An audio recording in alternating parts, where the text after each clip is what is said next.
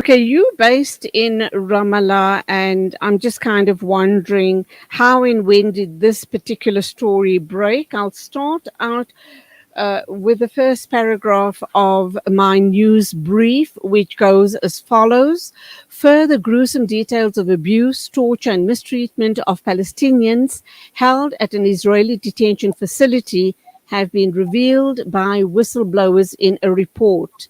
In the latest evidence of Israeli authorities' violation of international law and their own legal system. So over to you. So, Addameer has been monitoring since the beginning of the genocidal war on the Gaza Strip the wide-ranging arrest campaigns conducted by the occupying forces during the ongoing ground incursion. However, we have not been able to monitor the situation with the detainees that are taken from Gaza because they have been subjected to enforced disappearance since the beginning of the war, since the beginning of the genocide. We have not been able to get in contact with any of them. This is due to many legal amendments that were made following the practice of enforced disappearance. And as well as, of course, the brutal and dignity stripping treatment that has led to the death of dozens of detainees in recent months. So, since these legal amendments have been made as the nation of Israel went into a state of emergency since October 7th, this has allowed them to put a ban on the detainees that they have taken from Gaza. So, no lawyer, neither the lawyers, neither the ICRC has been able to get in contact with any of the detainees or to visit any of the detainees that are being kept in these military camps. However, up until recently, with more of these stories of whistleblowers that have been coming out and revealing the atrocities that have been taking place inside the prisons, is becoming clear what exactly is going on inside of these military camps, and not even in these prisons, because these military camps are made solely to be detention centers and detention camps for these detainees, and they are not given any legal rights whatsoever during their detention. So all the legal amendments, the detainees from Gaza are considered under unlawful combatant law. And it has focused, so many of the legal amendments to the unlawful combatant law has focused on granting broader powers to issue arrest orders and allowing a time frame for the detention of individuals without being presented to any legal authority for up to 7 days from the start of their arrest. In addition, detainees are not allowed any legal consultation for a period of up to 6 months, and several amendments were made to the 1996 detention law, which allowed for the extension of detention each time for a period of 45 days for investigative purposes, which could extend up to 6 months without any real judicial oversight during this period regarding the torture practices and dignity stripping treatment. So basically, this has prevented anyone from visiting any of the detainees from Gaza. And the detainees from the West Bank are a different story to the detainees from Gaza, as we have been able to visit and currently and continue to visit the prisoners here in the West Bank. And we document their stories and we document what has been going on. And the torture that we have been seeing has reached unspeakable levels. These stories that we are seeing and we are hearing from these prisoners and their testimonies that they have been giving are horrible. And they include practices that are being forced upon them by the occupation, such as beating the prisoners daily, entering multiple times a day, of course that is, starving the prisoners, not providing any adequate or sufficient food, as well as practicing medical neglect upon the prisoners and not giving them their right to taken to a doctor or to be seen by a doctor or any of their medical rights. Now, the story for the Gazan detainees is, we presume, and of course with the stories that we're seeing by these whistleblowers and from our own sources, that the treatment that is being forced upon the Gazan detainees is 10 times worse than what we are seeing with the detainees from the West Bank. So these stories from the detainees of the West Bank are made public. So of course, it's very safe to imagine that very horrible stories are being hidden and are being repressed by the occupation with what they are committing against these detainees from Gaza. They have been, so basically what happens is once these 75 days are up, they must be taken to a judge and they must be given their right to legal representation. However, what the occupation is doing is they are keeping them for these 75 days of investigation and then are releasing them before these 75 days are over so that they do not need to be taken in front of a judge and given any legal representation or consultations. Despite the fact that they are allowed that privilege, and I say the word in inverted commas, privilege, I kind of wonder, how fair would the judge be towards these detainees? And they're given the right, in certain cases, to a legal representation. Are they then being legally represented in a very fair way, in a fair and a just way? I kind of wonder, isn't it ironical that you're allowed that, to appear before a judge? I presume the judge is Israeli as well, and then legal representation would be Israeli as well. And I kind of wonder, what is the point of all of this? It's quite a farce, is it not? It's quite ironical, and it's adding insult to injury as far as Palestinian people are concerned, particularly the detainees. So, of course, these Israeli judges are complicit with the torture and with the crimes that are being committed within these detention centers and these military camps. So, judges practically colluded with torture crimes by extending the detention of hundreds of prisoners without acknowledging that the amendment undermines fundamental rights of detainees and violates international law, rendering detention arbitrary and constituting a war crime. So, these judges are complicit with the torture that has been being committed both against the detainees in Gaza and the detainees in the West Bank. And they are fully aware of what is going on within these prisons and these military camps, and they are doing nothing to stop it, and they're doing nothing within their legal power to prevent any of these crimes. They are actually furthering the allowance of these crimes to occur because no accountability is taking place. No one is being held accountable. No one is being brought. No Israeli guard, Israeli soldier, Israeli judge is being brought before a higher authority and held accountable for their crimes.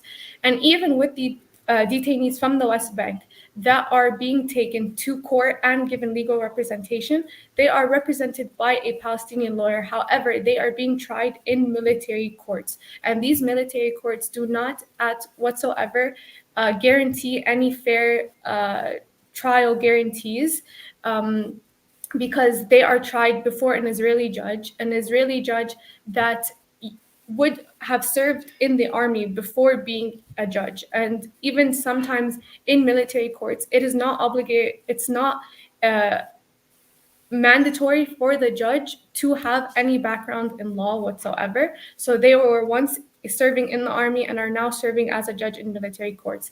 And when it comes to arbitrary administrative detention, that is most of what the sentence is being given to these Palestinian detainees. There is no way to dispute or to sort of appeal the sentence once it is given. And what administrative detention allows is for the judge to say, based on evidence in a secret file that the detainee and their lawyer has no access to whatsoever, they have no access to what is in this file or what the crime that is being even accused of the prisoner. They do not know what is in this file, and the judge is allowed to sentence from 3 to 6 months of detention. And this detention period is able to be renewed once it is over. As well, still the lawyer and the detainee have no idea what is held in the secret file. And in so they can be held in prison indefinitely because the detention order can be renewed whenever the judge wants it to be. Quite a shame, is it not? Okay, let's go for our first ad break. We'll be back with you in a minute or two. And we'll talk about the whistleblowers, and we'll also talk about the type of torture tactics that are being meted out on these detainees. Please stay with us.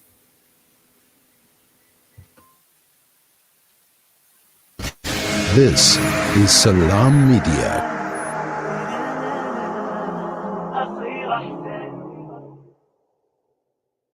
Discover the Africa of your dreams and surround yourself with her spectacular beauty. Relax beneath her serene sunsets and explore wildlife at its natural best. It's where the pride of Africa comes together. The Kwantu Private Game Reserve. Get to know the Big Five or cruise on an elephant safari game drive. Interact with lion and tiger cubs and enjoy world-class halal cuisine while we pamper you during your 5-star stay. Indulge in the true African experience. For reservations, call now on 042 203 1400 or visit kwantu.co.za. The Kwantu Private Game Reserve, the place of gathering. You know, it's a wonder how kids get anything done these days. With all the distractions, when do they even get time to study? As a mother, all I can really do is make sure they have all they need to perform at their best. That's why I choose to include Sunfoil, triple refined pure sunflower oil with every meal I make. Naturally cholesterol-free and approved by the Heart and Stroke Foundation as part of a balanced eating plan. So whether I'm cooking, frying, or baking, I know every dish will be a wholesome one. Sunfoil, now we're cooking. After the recent attacks on Gaza, many families have been displaced with their homes left destroyed. Through your donations, our teams are on the ground in Gaza, providing support and delivering necessary aid to families affected. The people of Gaza need your help. Give hope. Donate today to Penny Appeal South Africa. www.pennyappeal.org.za 031 1100 573. We are here on the ground with many appeal organizations in Gaza. Contact Lenasia Livestock and Poultry for all your sadaqah, akika and kurbani requirements. We offer clean, hygienic abattoir style and refrigeration facilities. Sheep, goats and cows are available at competitive market-related prices, direct to the public. We slaughter, slice and distribute on your behalf. But that's not all. Introducing Meat Masters Halal Butchery, our sister company situated on our farm in Lenasia. Unbeatable prices on lamb, beef and chicken. Lenasia Livestock and Poultry. Livestock is our business. We are Sanha approved. Telephone 011 857 1774. Call now. Valley's Motor Spares. We supply motor spares and accessories for all makes and models of motor cars, LDVs, buckies, trucks, and earth-moving equipment. We deliver on time, every time. Please contact us via WhatsApp on 014-592-0925 or call 014-592-0925 or visit 28 Zenderling Street, Rustenburg. Remember the name, Valley's Motor Spares. Rejuvenating media day by day. This is Salam Media.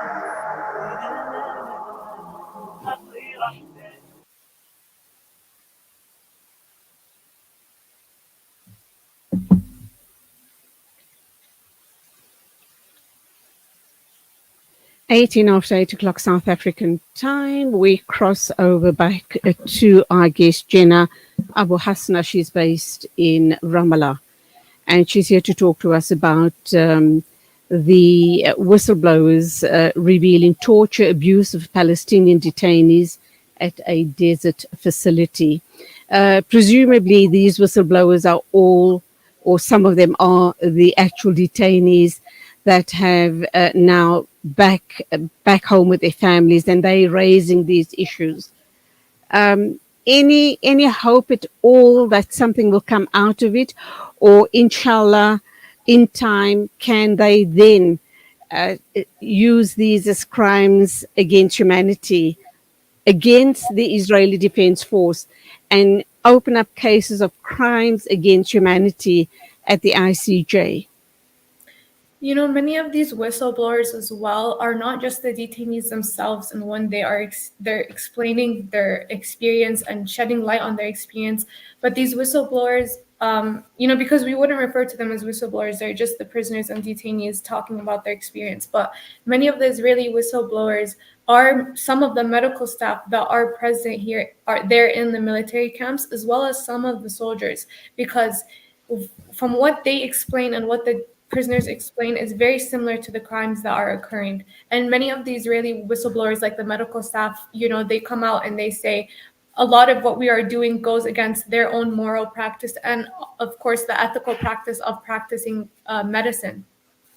So the prisoners describe being stripped of all their clothes upon arrest. Their limbs are painfully restrained, and this has resulted in some of their limbs being surgically removed and of course, they're subjected to brutal beatings. This violence continues during their transfer from detention center to detention center, such as the detention centers Detiman and Anatot, where many of these Gazan detainees are being held.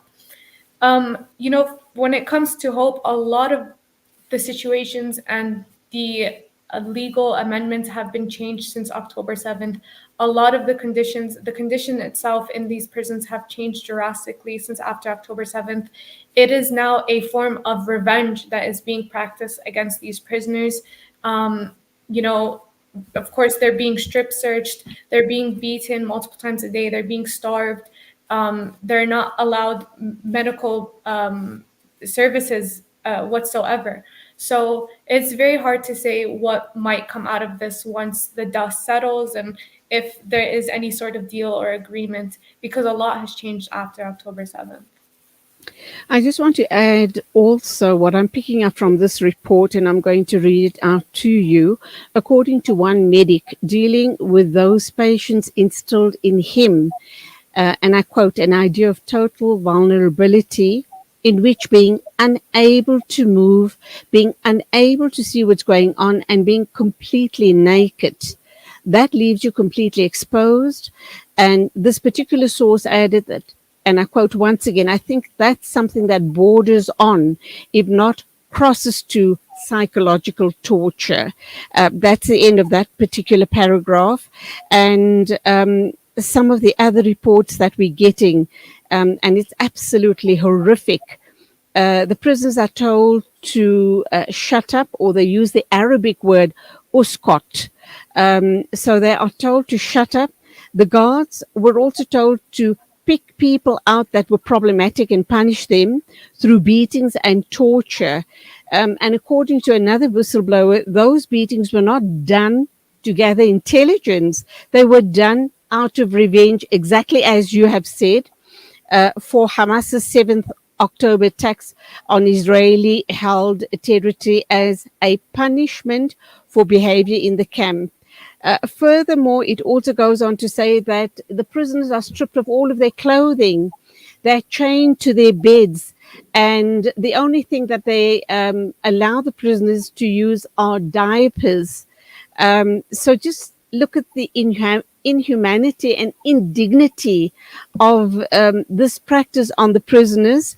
And you spoke about amputations. We understand the amputations are mainly amputations of hands. And this is because they are, they use those tags to handcuff the prisoners.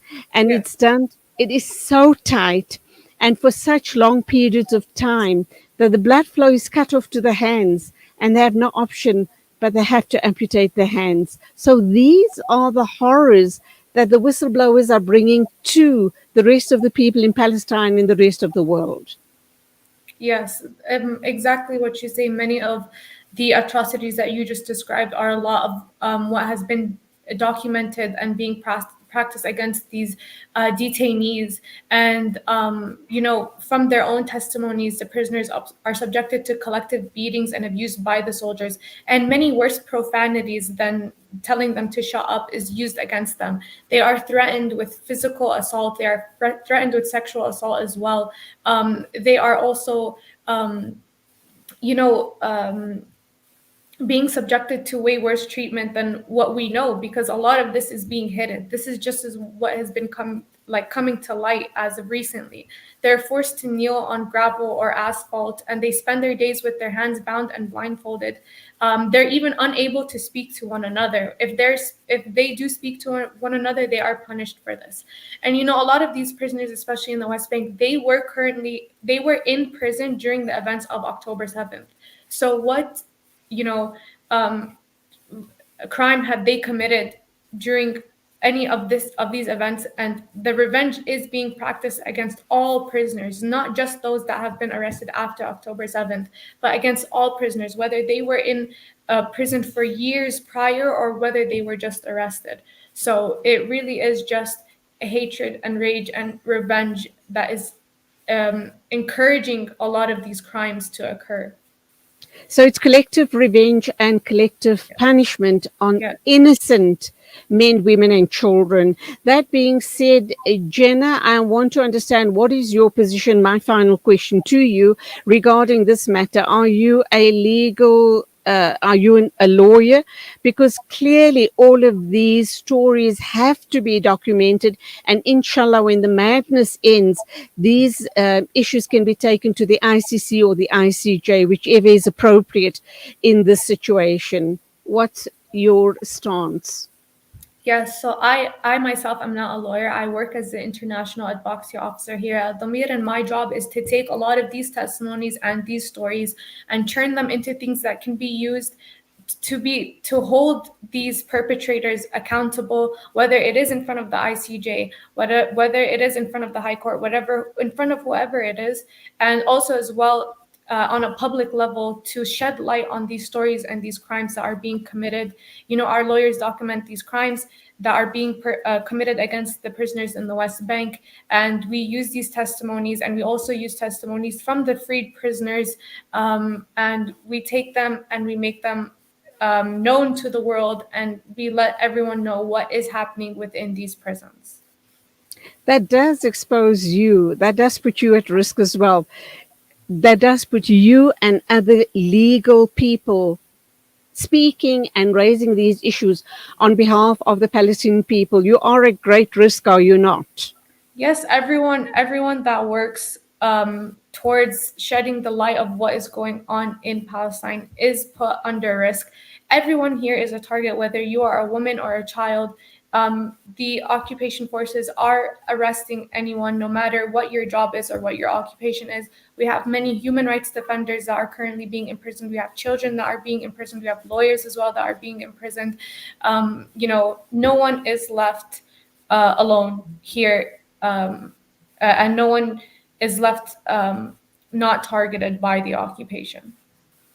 What does one even say in a situation like this? You know, we feel so powerless on the other end of the world, knowing that there's this horrific genocide playing out. Innocent men, women, and children are the targets. And just what we're seeing on our screens is horrific, absolutely horrific. All I can say to you is that we keep one and all of the Palestinian people in our constant duas, and we pray that this madness does eventually stop. And wake up, Western world, wake up.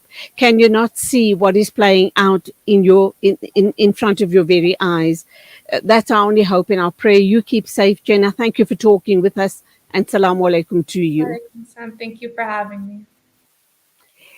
828 News and Views on Salam Media. Coming up next, we will be talking with Muriel Bursi. I hope I'm pronouncing that correctly. She is with Doctors Without Borders, Deputy Manager of the Emergency Unit, and going to talk to us about operations at the Madani Teaching Hospital in Sudan has been halted. So what in fact then happens to all of the patients there, and why has this situation occurred? We'll wait for Muriel to join us in a minute or two before we go for an ad break, and also to let you know what else is coming up on the show this morning. We weren't able to do it earlier on because we had Jenna standing by for the interview. Dr. Faisal Suleiman from SAMNet is going to also join us on three very, very important issues. We need to highlight them. They've been spoken about in the past, but we need to give much more traction to these issues. On the top of the hour, as always, our news correspondent Zahid will be sharing the bulletin with us. And then we'll talk with Siham Samai, attorney and director at the Women's Legal Center. And this is going to be an important discussion. We need to understand the Divorce Amendment Bill and how it affects the nikah or Muslim marriages in South Africa. Fadil Adams from the National Congress, he is the president, is going to talk to us about a story that's doing the rounds about old age homes on auction in the Western Cape. So much more coming up. We'll touch on the George Building death toll, and we will wrap up by talking with Zakir Abika, director, playwright, novelist, talk show host, and community activist. So you can see we have a jam-packed show. Please stay with us and do become a part of the conversation.